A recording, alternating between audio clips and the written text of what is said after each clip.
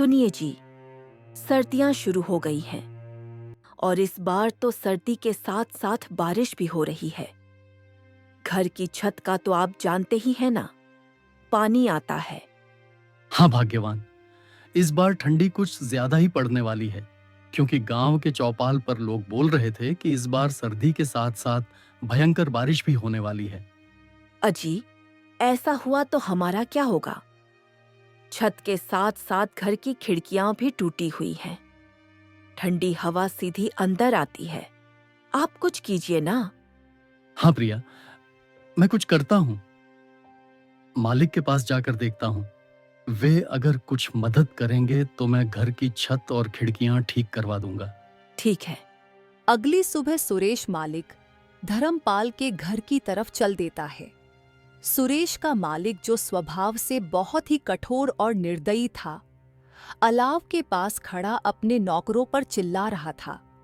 सुरेश अपने मालिक के पास जाता है और उनसे कहता है, हाँ मालिक, ठंडी का मौसम आ चुका। कल तो हल्की हल्की बूंदाबांदी भी हो रही थी और मेरे घर की छत और खिड़कियां टूटी हैं, जिससे कि घर में पानी और हवा आती है। और अगर मैंने जल्दी से उसे ठीक नहीं करवाया तो ठंडी में हम लोगों को बहुत दिक्कत हो जाएगी। मैं और मेरी पत्नी तो किसी तरह दिन काट लेंगे, लेकिन मेरी एक छोटी सी बेटी है, वह इतनी ठंडी में उस टूटे फूटे घर में नहीं रह पाएगी। सुरेश की बातें सुनकर मालिक धर्मपाल कहता है, अरे सुरेश, तो उसमें मैं क्या कर सकता हूँ? आप मुझे थोड़े बहुत पैसे उधार दे देते तो मैं अपने झोपड़े की मरम्मत करवा लेता, और मैं दिन रात मजदूरी करके आपका उधार चुका दूंगा। अरे तने अभी तो इतना काम भी ना करया जो मैं तने उधार दे सकूं। अभी मेरे पास पैसे कोन्या। सर्दी की वजह सू सारा धंधा चौपट हो रिया है। और सुन मेरी बात, काल से काम पर मत आइए। मने तेरे बर्गे मजदूर की जरूरत कोन्या। अरे मालिक, मैं तो मदद की उम्मीद से आपके पास आया था, लेकिन आप तो उल्टा मुझसे मेरा ही रोजगार छीन रहे हो। ऐसा मत करो मालिक, मत करो। मैं कहां जाऊंगा? इतनी मिन्नतें करने के बाद भी उसका मालिक धर्मपाल उसकी एक नहीं सुनता है और बेचारा सुरेश वहां से दुखी मन से वापस चला आता है। सुरेश दिन भर जगह जगह काम ढूंढता है, लेकिन उसे कहीं भी काम नहीं मिला। सुबह से रात हो गई। प्रिया को बोलकर आया था कि छत का इंतजाम कर दूंगा, पर यहां तो नौकरी भी चली गई। घर ठीक होना तो छोड़ो, खाने तक का इंतजाम नहीं कर पाया।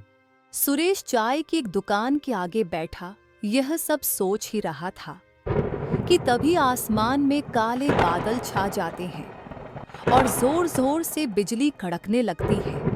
हे भगवान, लगता है बारिश होने वाली है। मुझे तुरंत घर पहुंचना होगा, वरना प्रिया अकेले कैसे संभालेगी। सुरेश जल्दी अपने घर की तरफ दौड़ता है। वह कुछ दूर चला ही था कि तभी जोर जोर से बारिश शुरू हो जाती है। हे ऊपर वाले, ये कैसी परीक्षा ले रहे हो? पहले क्या आपको हमारे दुख कम लग रहे थे, जो ऊपर से यह बेमौसम की बारिश और शुरू कर दी? धीरे धीरे बारिश बढ़ जाती और चारों तरफ पानी ही पानी हो गया था, मानो कोई समुद्र हो, जिससे सुरेश का उसमें चल पाना बहुत मुश्किल हो गया था।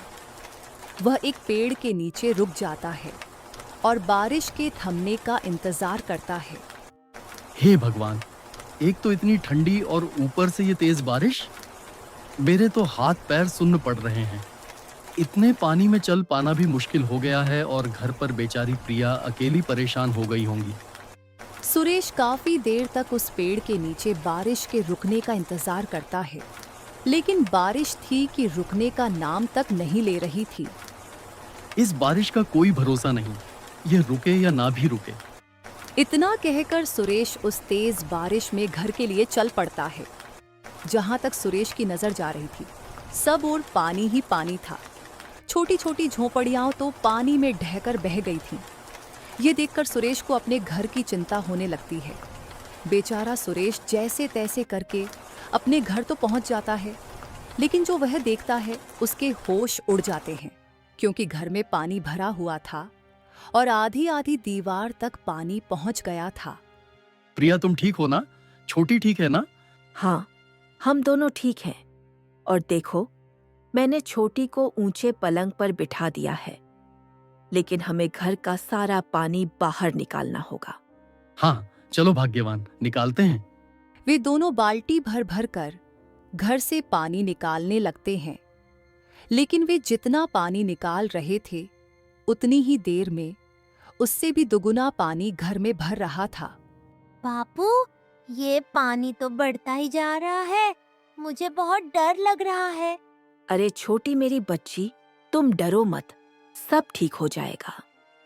प्रिया अपनी बेटी को दिलासा दिलाती है और वे बेचारे इस समय कर ही क्या सकते थे। रात के आखिरी पहर बारिश रुकती है। वे जैसे तैसे करके उस रात को बिताते हैं। अगली सुबह सुरेश कुछ लकड़ियां और खाने पीने का इंतजाम करता है, क्योंकि रात वाली बारिश में उनके राशन का सारा सामान बह गया था। उन लकड़ियों से सुरेश अलाव जलाता है तो उन्हें ठंड से थोड़ी बहुत राहत मिलती है। ये बारिश का सिलसिला यूं ही कुछ दिन तक जारी रहता है। रोज प्रिया और सुरेश को घर का पानी निकालना पड़ता। एक दिन वह सब घर के बाहर खड़े थे।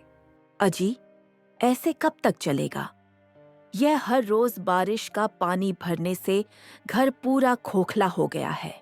अब कर भी क्या सकते हैं भाग्यवान, कोई और रास्ता भी तो नहीं है। वे दोनों आपस में बातें कर ही रहे थे कि तभी अचानक से जोर का तूफान आया और बारिश शुरू हो गई।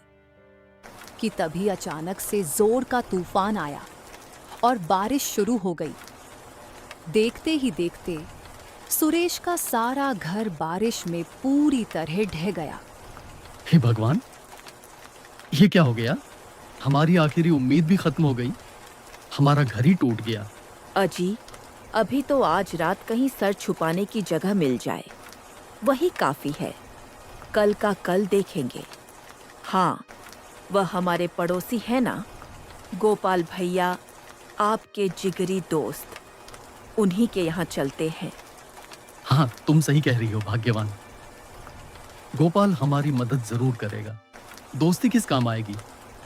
वे दोनों अपनी बेटी को लेकर गोपाल के घर की तरफ उस तेज बारिश में चलते हैं और गोपाल के घर का दरवाजा खटखटाते हैं। अरे भाई, इतनी तेज बारिश में इतनी रात को कौन दरवाजा बजा रहा है? अजी, बैठे बैठे बातें बना रहे हो, जाकर देखोगे तब पता चलेगा ना। अरे सुरेश, तू पूरे परिवार के साथ इस समय यहाँ, सब ठीक तो है ना? अरे कुछ ठीक नहीं है गोपाल भाई। तेज बरसात की वजह से हमारा घर ढह गया है। सड़क पर आ गए हैं हम लोग। बीवी बच्चों को लेकर कहाँ जाता, इसलिए यहाँ आ गया। आज की रात क्या हम तेरे घर में रुक सकते हैं? देख भाई सुरेश, दोस्ती यारी अपनी जगह ठीक है। मैं तुझे रख भी लूँ, पर तेरी भाभी कभी नहीं मानेगी।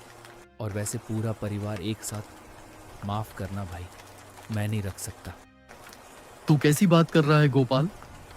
मैंने भी हमेशा तेरे अच्छे बुरे वक्त में तेरा साथ दिया है, और आज जब मुझ पर मुसीबत आई तो तू मुंह फेर रहा है।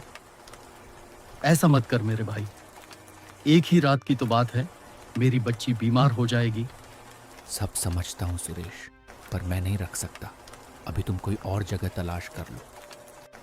सुरेश कुछ और बोल पाता उससे पहले ही गोपाल ने उसके मुंह पर दरवाजा बंद कर दिया। ये लो जी, पकौड़े खाओ। कौन था दरवाजे पर? अरे भाग्यवान, वह सुरेश और उसका पूरा परिवार था।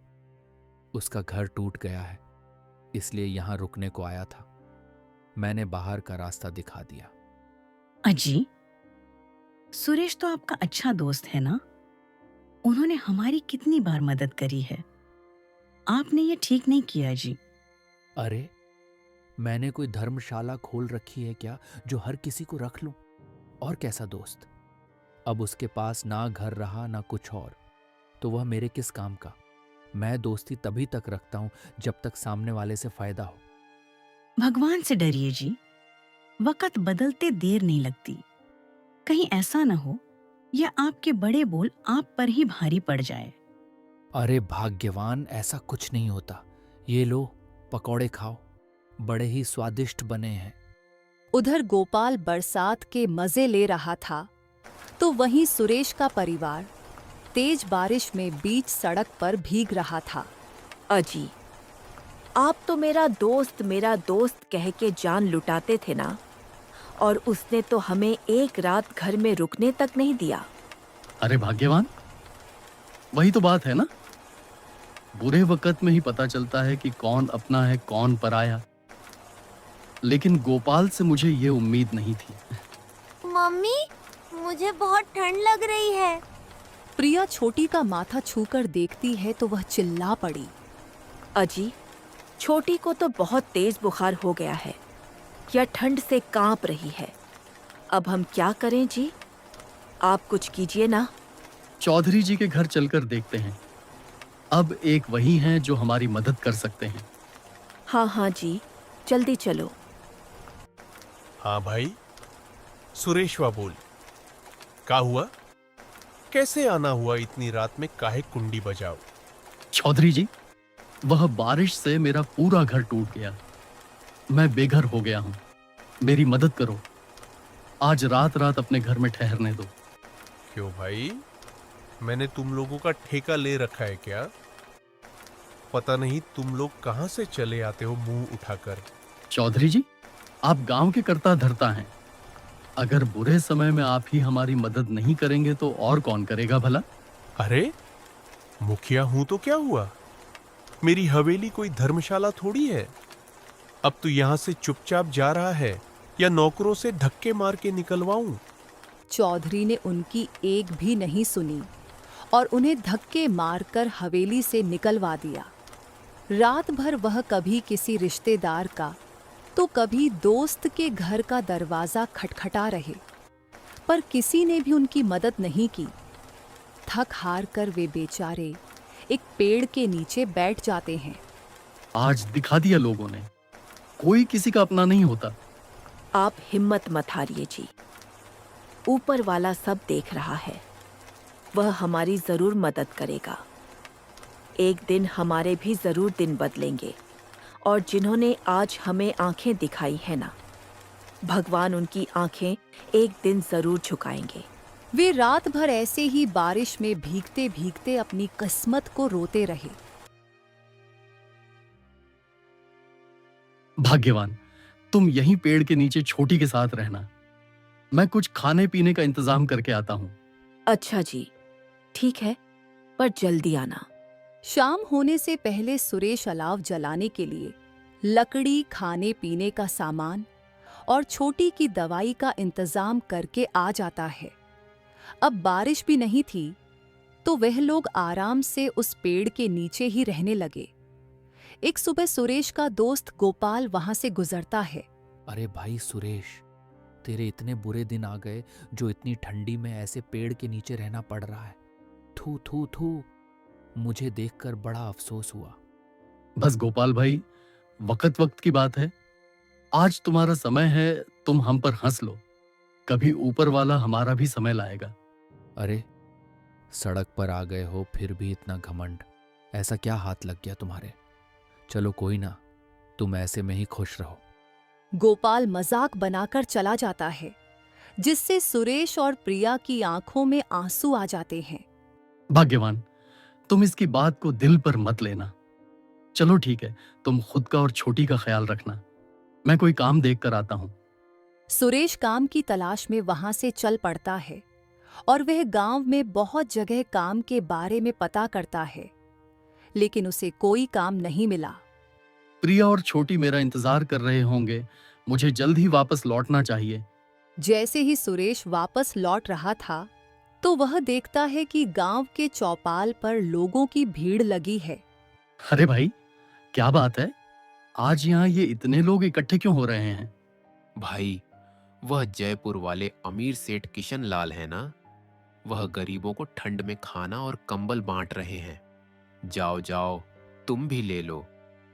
यह सुनकर तो सुरेश के शरीर में जैसे नई जान आ जाती है। वह झट से लाइन में खड़ा हो जाता है और सेठ किशन लाल से भोजन का पैकेट और कंबल लेकर वह फूला नहीं समाया। भगवान आपका भला करे सेठ जी, आपने इस गरीब की मदद करी। उस दिन सुरेश की खुशी का ठिकाना नहीं था। वह कंबल ओढ़ता है तो उसे ठंड से राहत मिल जाती है। वह भगवान का धन्यवाद करते हुए तेज कदमों से अपने परिवार की तरफ चल पड़ता है। अजी, आ गए आप। और ये नया कंबल कहाँ से ले आए आज?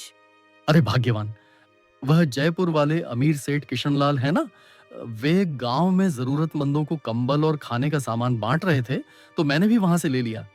हाँ बापू, सही किया आपने। अब आपको भी ठंड नहीं लगेगी। हाँ जी, छोटी बिल्कुल सही कह रही है। आपको इस ठंडी में इस कंबल से कुछ तो राहत मिलेगी।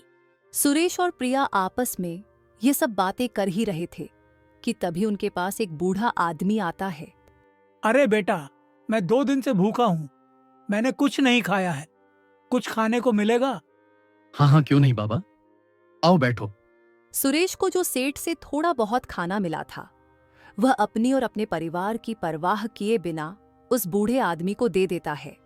बेटा, तुम्हारा बहुत बहुत शुक्रिया जो तुमने इस सर्दी में इस गरीब को खाना दिया, वरना आजकल ऐसा कोई नहीं करता। लेकिन बेटा, मुझे ये बताओ, तुम सभी इतनी ठंडी में यहाँ सड़क किनारे क्या कर रहे हो? सुरेश उस बूढ़े आदमी को अपने साथ जो हुआ वह सारी बातें बताता है। अरे बेटा, तुम्हारे साथ तो बहुत बुरा हुआ। माफ करना, मैंने तो तुम्हारा सारा खाना भी खा लिया। अब इतनी ठंडी में तुम लोग क्या खाओगे? अरे बाबा जी, कोई बात नहीं, मदद करना तो हमारा कर्तव्य है। अरे बेटा, मैंने आज तक तुम जैसा निस्वार्थी आदमी नहीं देखा। तुमने अपनी और अपने परिवार की परवाह किए बिना मुझे भोजन दिया। मेरे पास तुमको देने के लिए ज्यादा कुछ तो नहीं है। इतना कहकर वह बूढ़ा आदमी अपनी झोली में से एक पोटली निकालकर सुरेश को देते हुए कहता है, बेटा, तुम दिल के बहुत अच्छे हो। ये लो मेरी तरफ से एक छोटी सी भेंट, और इस गरीब का तुम्हें आशीर्वाद है। तुम जिस चीज को भी छू लोगे वह लोहे से भी मजबूत हो जाएगी। इतना कहकर वह बूढ़ा आदमी वहां से चला जाता है। क्या लगता है भाग्यवान, क्या हो सकता है इस पोटली में? अजी, वो बूढ़े बाबा तो बहुत ही गरीब लग रहे थे देखने में। वह भला हमें क्या ही दे सकते हैं? खोल कर देखते हैं, तभी पता चलेगा। फिर सुरेश और प्रिया उस पोटली को खोलकर देखते हैं तो उसमें बहुत सारे सोने के सिक्के थे। सुरेश और प्रिया की खुशी का तो कोई ठिकाना नहीं था। अरे बाप रे, इतने सारे सोने के सिक्के! प्रिया, मुझे तो लगता है वह बूढ़े बाबा कोई साधारण इंसान नहीं थे। हाँ जी, सही कहा आपने। लगता है भगवान ने हमारी सुन ली। अब उनके दुख के दिन समाप्त होने वाले थे। सुरेश उन सोने के सिक्कों को बेचकर उनसे एक बहुत अच्छा घर बना लेता है। अब उसके पास ठंड और बारिश से बचने के लिए एक अच्छा घर था और वह खुद का एक छोटा सा कारोबार शुरू करता है, जिससे गांव के कुछ गरीबों को रोजगार भी मिल जाता है।